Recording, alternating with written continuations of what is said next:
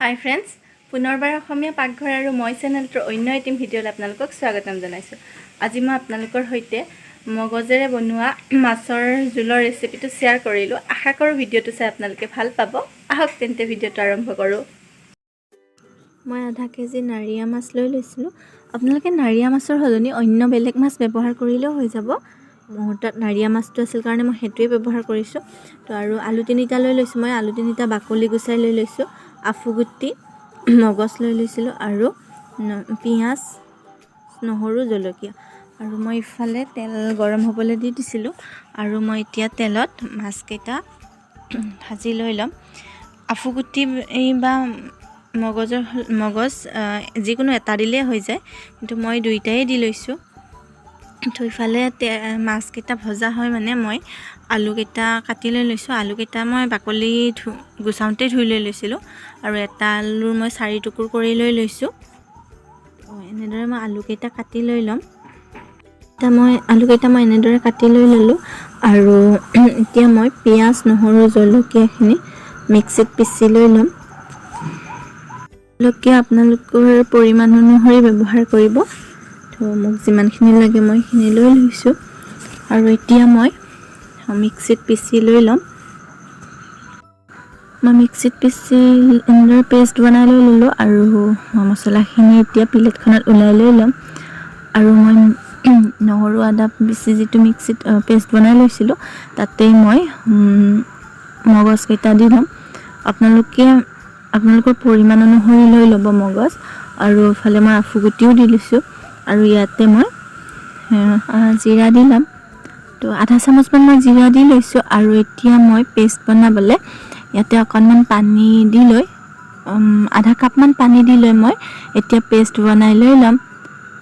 তো এতিয়া মই এইখিনি পেষ্ট বনাই লৈ ল'লোঁ এনেদৰে, আৰু মিহি কৰি মই পেষ্ট বনাই লৈ লৈছোঁ। তো এতিয়া মই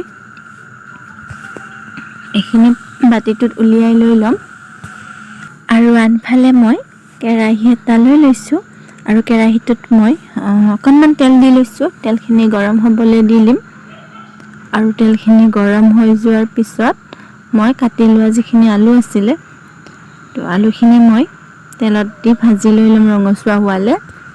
এইখিনিতে আপোনালোকৰ যদি মোৰ ভিডিঅ'সমূহ ভাল লাগে, তেতিয়াহ'লে ভিডিঅ'সমূহত লাইক এটা কৰিব। আৰু লগতে ভিডিঅ'সমূহ আপোনালোকৰ ফ্ৰেণ্ড আৰু ফেমিলিৰ মাজত শ্বেয়াৰো কৰি দিব। আৰু যদিহে আপুনি মোৰ চেনেলটোত নতুনকৈ আহিছে, তেতিয়াহ'লে চেনেলটো ছাবস্ক্ৰাইব কৰিবলৈ নাপাহৰিব। আৰু কাষত থকা বেল আইকনটো ক্লিক কৰি দিব। আৰু তাত গৈ অলপ ক্লিক কৰি দিব, যাতে মই ভিডিঅ' আপলোড কৰিলে আপোনালোকে সোনকালেই ন'টিফিকেশ্যনটো পায়।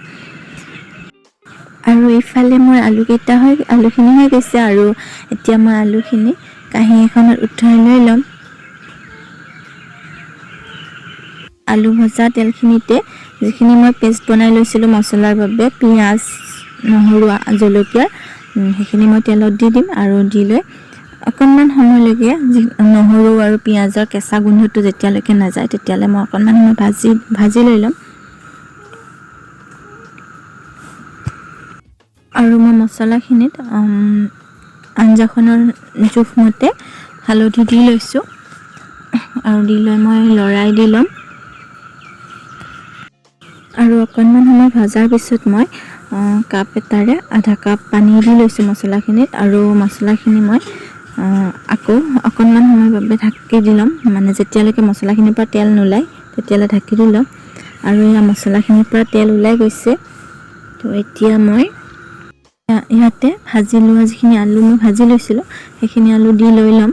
আৰু ভালদৰে মছলাখিনিত মিলাই লৈ ল'ম আলুখিনি। এনেদৰে মই আলুখিনিত ভালদৰে মছলাখিনি লগাই লৈ ল'ম 10-15 মিনিটমান সময়ৰ বাবে। আৰু তাৰপিছত মই আঞ্জাখনৰ জোখেৰে মই নিমখ দি ল'ম। মই পৰিমাণ অনুসৰি নিমখ দি লৈছোঁ। এতিয়া মই আলুখিনি ভালদৰে লৰাই লৈ ল'ম। এতিয়া মই অকণমান সময় লৰাই লোৱাৰ পিছত মই যিখিনি মগজ মই পেষ্ট বনাই লৈছিলোঁ, সেইখিনি মই ইয়াতে দি লৈ ল'ম। দি লোৱাৰ পিছত মই অকণমান পানী দি লৈ ল'ম। আৰু পানীখিনি মই যিটো মিক্সিত মই পিচি লৈছিলোঁ, তাতে পানীখিনি মই দি লৈ সেনেদৰে দি লৈ লৈছোঁ। তো এতিয়া মই ভালদৰে লৰাই দি ল'ম। দি লৈ আৰু অকণমান পানী দিয়াৰ পিছত মই আঞ্জাখন উতলিবলৈ দি ল'ম। আঞ্জাখন আমাৰ উতলি গৈছে আৰু মই ইফালে মাছকেইটাও ভাজি লৈ লৈছিলোঁ আৰু এতিয়া মই এটা এটাকৈ মাছকেইটা দি লৈ ল'ম। মাছকেইটা এনেদৰে মই দি লৈ আকৌ অকণমান সময় উতলিবলৈ দিম। মাছকেইটা দি লোৱাৰ পিছত মই ঢাকনিখন দি ল'লোঁ আৰু 10-15 মিনিটমান সময়ৰ পিছত মই ঢাকনিখন গুচাই দিছোঁ। তো আঞ্জাখন উতলি গৈছে আৰু আমাৰ মাছৰ জোলটোও হৈ গৈছে। তো এতিয়া মই নুমাই লৈ ল'লোঁ আৰু এয়া হৈ গ'ল আমাৰ মগজৰ সৈতে বনোৱা মাছৰ জোল।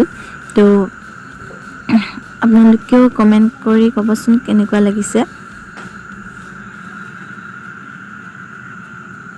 আৰু বনাই খায়ো চাব, খাবলৈ খুব ভাল লাগে।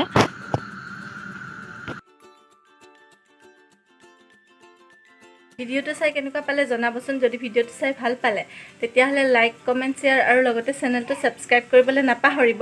ভিডিঅ'টো চোৱাৰ বাবে আপোনালোকলৈ অশেষ অশেষ ধন্যবাদ। তে আজিলৈ বাই বাই।